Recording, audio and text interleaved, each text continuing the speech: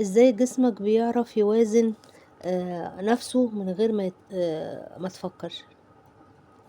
عمرك ركبت عجلة او مشيت على ارض مش مظبوطة ورغم كده ما وقعتش؟ الغريب ان جسمك بيوازن نفسه تلقائيا من غير ما تطلب منه. جسم الانسان فيه نظام عبقري اسمه جهاز التوازن، موجود جواه ودنك الداخلية، جواه الأذن فيه قنوات صغيرة مليانة سائل وشعيرات دقيقة.